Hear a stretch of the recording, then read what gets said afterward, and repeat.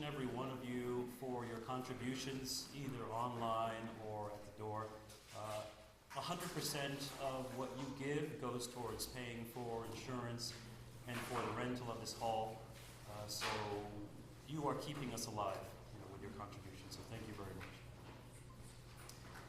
Okay, so this year marks the 200th anniversary of the creation of our national anthem, the Star-Spangled Banner. Yes. An interesting fact is that this extremely well-known piece has its origins in an amateur musical organization in England. It was taken from the Anacreontic Song. It's a theme song for the Anacreontic Society. It was a society of amateur musicians in London back in the 17th and 18th century.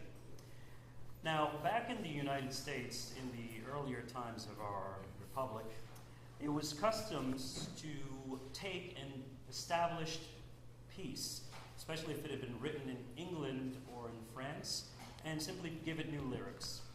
So that was the custom. And if you do listen to the Anacreontic Song, it sounds the same as the current national anthem, Star-Spangled Banner. By the early 20th century, however, there were 5 different versions of the Star-Spangled Banner that were being performed throughout the country.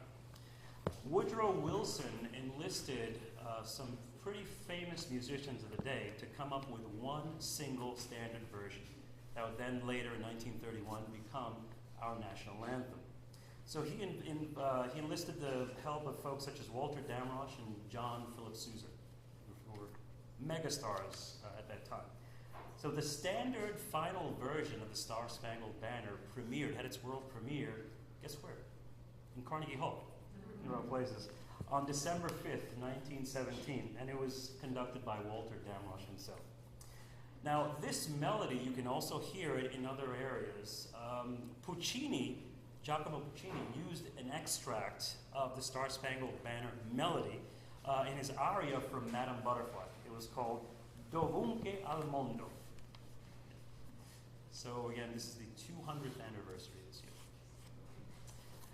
Okay, so let's start a concert, and I see a lot of new faces, which is great. So just to let you know, what we do is in between each performance, I come out and I say a little historical tidbit about the piece, and then we go ahead and we do the performance.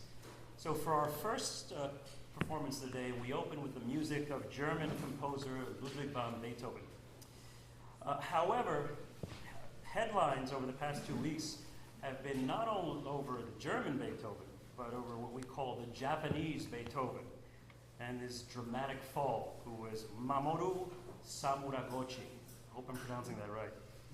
Now, the 50-year-old Samuraguchi became famous for composing evocative music, and this is music commemorating the bombing of Hiroshima, the tsunami as well in 2011, as well as video game music for Resident Evil and other popular video games. Now, he was famous also because he had labeled himself as being completely deaf from the age of 35. He's 50 years old now. He was also hailed as an inspirational genius in Japan for having, again, created some immensely popular music that not only was famous in Japan, but beyond. However, on February 5th, his assistant, Takashi Nigaki, claimed that over the past 18 years, he had been paid approximately $70,000 to write 20 pieces for the famous Samuraguchi. So he was like the ghostwriter. And not only that, but he also said that according to their conversations, it was his belief that Samuraguchi was not deaf in any way or hearing impaired whatsoever. Yeah. So Samuraguchi has responded via a lawyer, apologizing for having betrayed fans, and he did admit that he had commissioned somebody else to write scores for dozens of years. Now this came to light because I believe there was a performance, I think it was a skater at Sochi, who was going to use this music, one of his compositions. So the assistant, the actual writer, said that he could not deal anymore with the shame and with the guilt that he felt. So he decided to go public. Yeah. So Samuraguchi has had, unfortunately, a drop in CD sales as well as performances have been canceled. So, especially in Japan, you have a society where honor, truth, and also classical music are very important.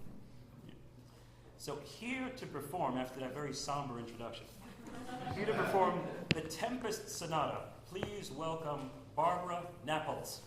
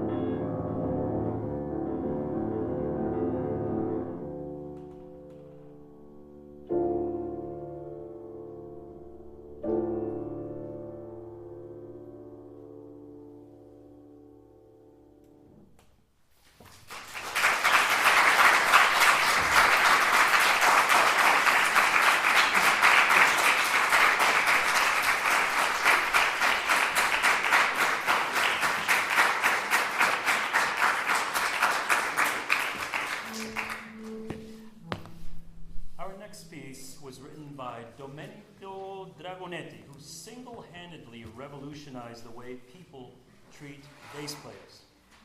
Before him, the bass was merely seen as a sort of a backup cello. A lot of music scores didn't even write out a bass part. They would simply give the bassist the cello parts and let them figure it out. Then came along Dragonetti, the son of a Venetian amateur musician who started out on guitar, but then he switched over the bass. He was brilliant. By his 11th music lesson, he had already surpassed his music teacher in knowledge. He composed works that made the entire orchestra play back up to his bass playing. He was the world's first lead bass player. However, he had a slightly, who are we kidding, very creepy habit. He had a collection of life-sized dolls. Dragonetti would dress them lavishly and position these dolls around his salon. When guests would arrive, he would invite them to sit next to one of the mannequins while saying, "Surely this young lady will make room for you." Now, Dragonetti would also take these dolls on tour with him. Did you hear that? On tour. Arranging them carefully in his carriage and showcasing them at festivals. He would even introduce one of the dolls to people as his wife. His friend Henry Phillips even remarked that Dragonetti liked to dance with his wife in front of windows in order to shock passersby. Now, I can assure you that this next gentleman did not bring a life-size doll with him or a miniature doll, so I think we're safe. Please give a very warm welcome to a first-time performer at ACMA, Lorenzo Sandi.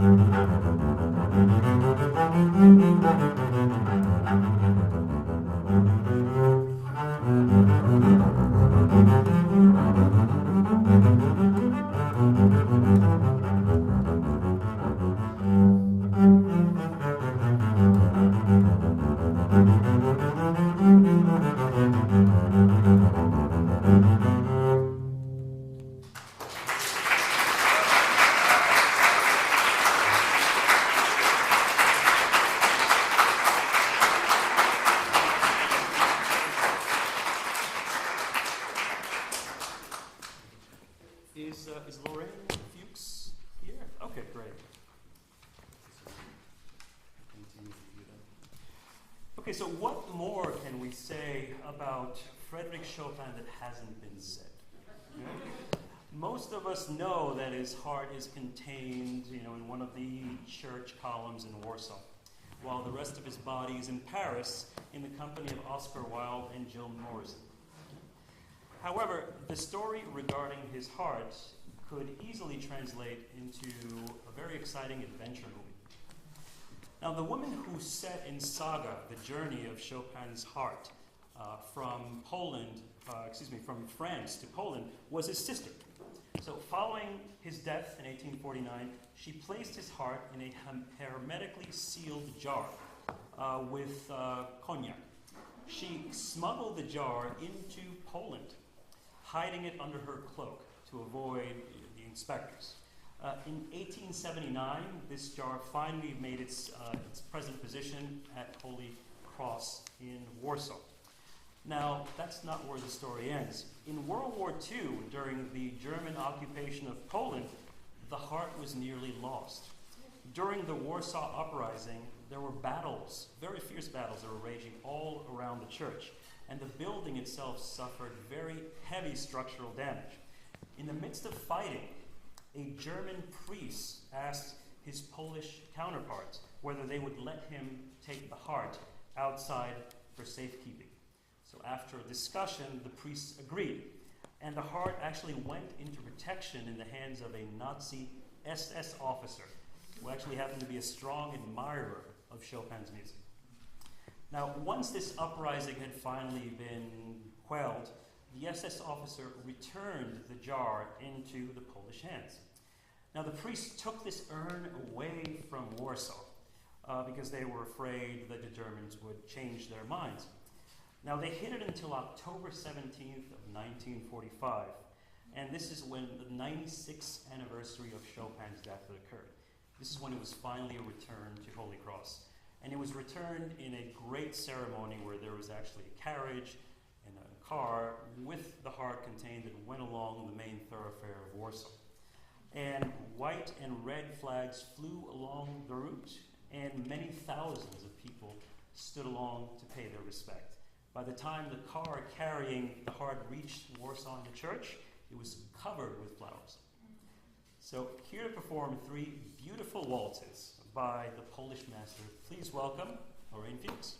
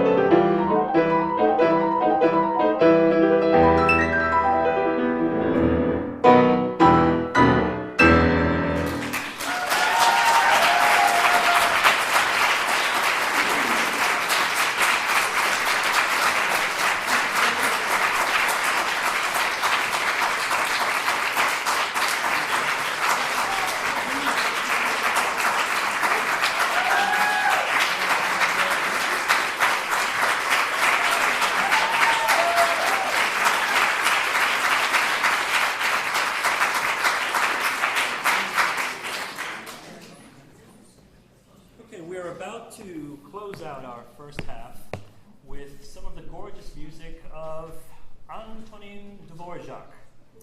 He was a Czech to the core. He created music of the Czech people, for the Czech people, in their native tongues, inspired by their native songs. And yet he ended up here in Manhattan, and he composed an American classic. Now, Antonin was the oldest of 9 children, and he came from a long line, not of musicians, but of butchers. The family expected him to be one as well. He managed to convince his father to let him study music. So he enrolled in the organ school in Prague. He was extremely poor. He couldn't afford a piano. He had to rely on the kindness of other musicians to let him study on the piano, sleep on their couch, all that stuff. Now, at the age of 50, he was offered a directorship at the National Conservatory of Music, which no longer exists, but it used to exist around the Union Square area. Now, during his 3-year tenure, he composed the very famous New World Symphony, which included strong influences of both Native American and African American influences, which he greatly admired. Now, on a completely unrelated note, there's a website which is called cheeseburger.com.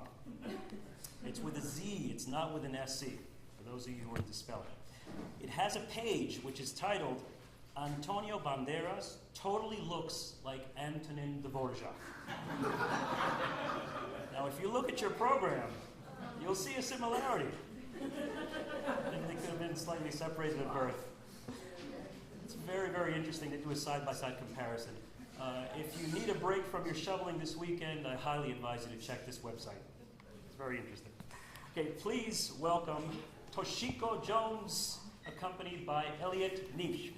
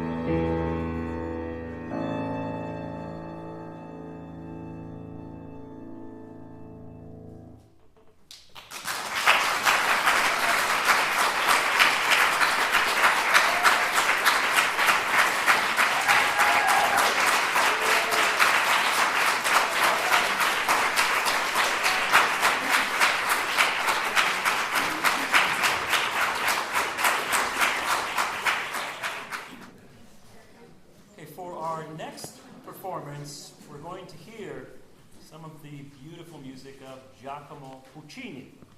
Now, Puccini was a bit of a bad boy growing up. During his stay at the music school, he was considered lazy and disrespectful by his teachers. He even stole pipes from the church organ and sold them for scrap metal to buy cigarettes. But he was pretty clever. Since he was also the church organist, he would hide the missing pipes by changing the melody of these songs. So you wouldn't hear the notes or the missing pipes. Pretty clever, right? Now, one of his most famous operas, Tosca, has the title character jump to her death from a high tower. Very dramatic scene. Usually sopranos leap through a window onto a mattress below. However, at the Lyric Opera of Chicago, English soprano Eva Turner got a bit of a nasty surprise. Instead of landing on a mattress, she landed on a trampoline. Imagine the audience reaction when they saw Tosca leap to her death and come back to life.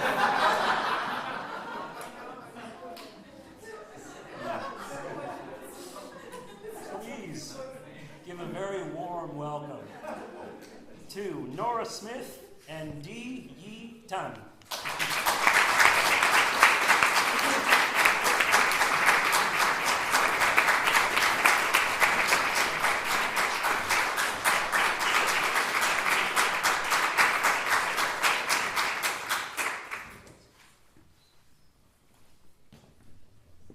This aria is about a young girl begging her father, Barbino, is her daddy, for permission to get married.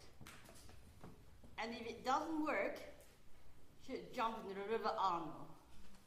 Oh God, I'd rather die, she said. So, O mio Barbino caro, from Puccini's teaching.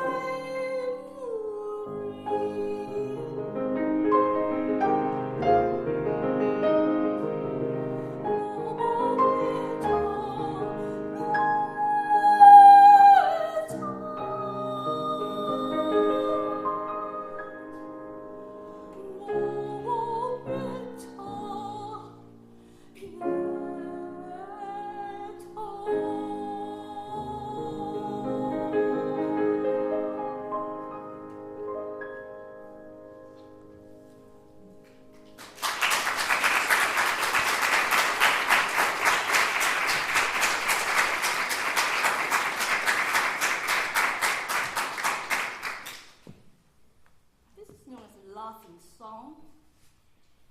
Adele, usually dressed, was teasing the Marquis in the grand ball about mistaking her for a maid. Do I look like a maid the way I look? So here's Adele with Mein Herr Marquis. Mein Herr Marquis,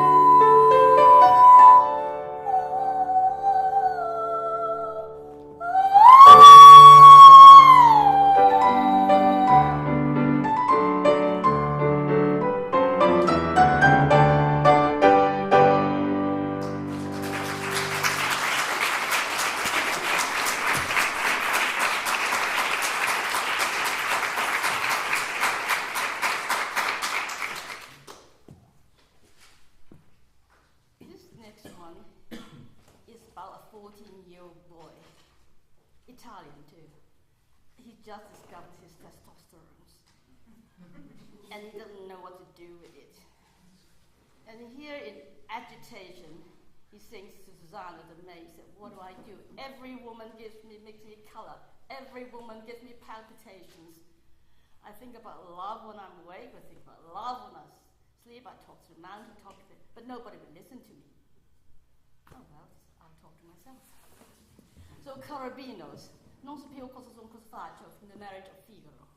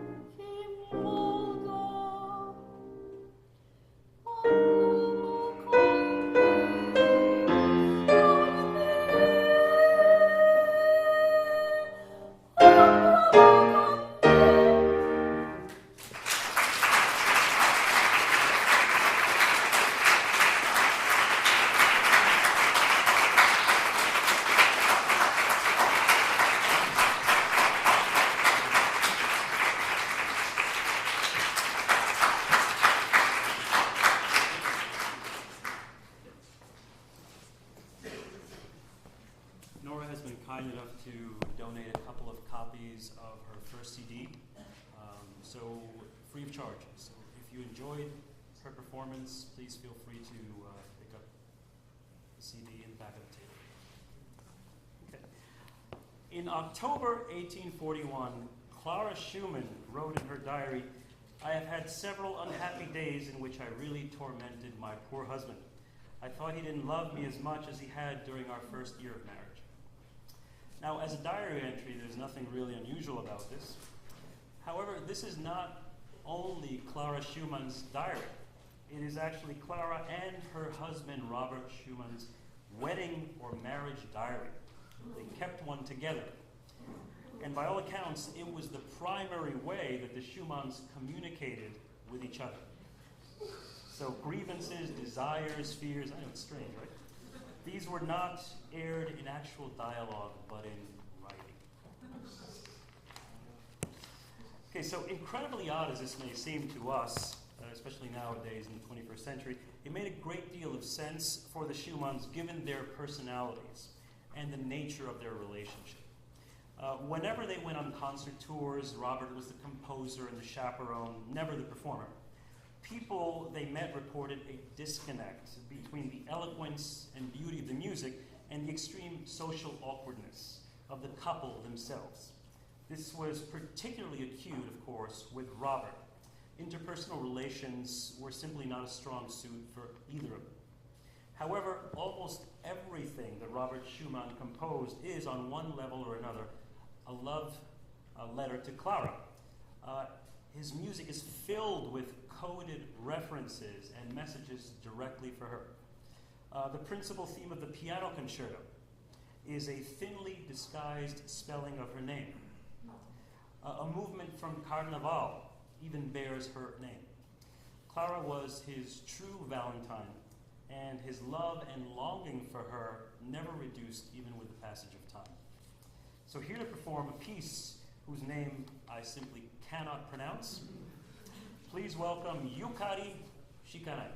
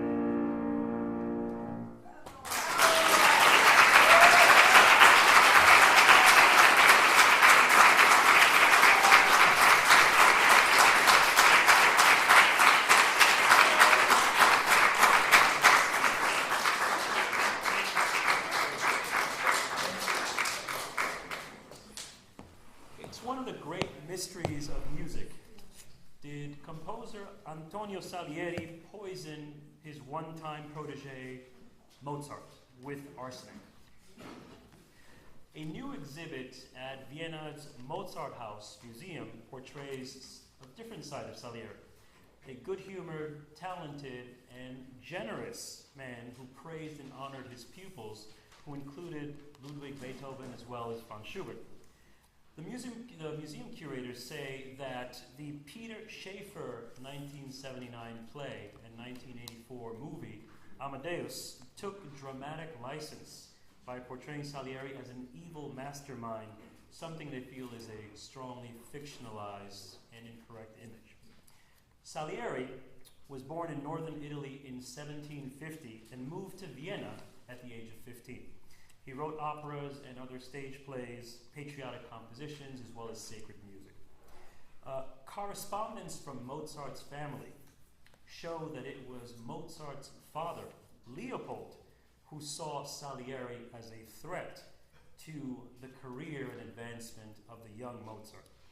Mozart himself rarely said a bad thing about Salieri. However, there is new research that shows that Leopold grumbled and complained quite demonstrably about Salieri, as well as other what he perceived rivals. Also, the generation after Mozart's death projected a growing division between the Italian and the German schools of music onto Mozart and Salieri. However, Mozart's wife, Constance, sent their son to Salieri for training a few years after his death. So this action would contradict any negative speculation, the curators say, since Constance, who was fiercely protective of her husband, would never send her son to be educated by her husband's alleged poison. So for our final performance, please welcome Vanessa Hannah Bright and Liza Wu.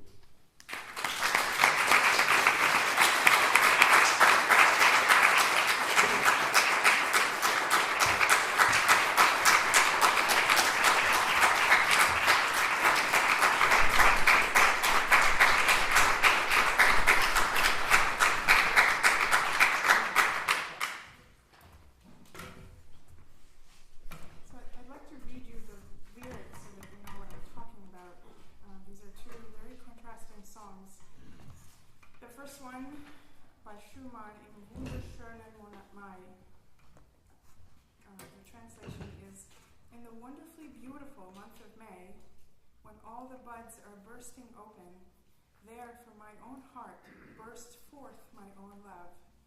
In the wonderfully beautiful month of May, when all the birds are singing, so I have confessed to her my yearning and my longing. And the second piece, Un moto di gioia by Mozart. The translation is an emotion of joy. An emotion of joy I feel in my heart that says happiness is coming in spite of my fears. Let us hope that the worry will end in contentment. Fate and love are not always tyrants.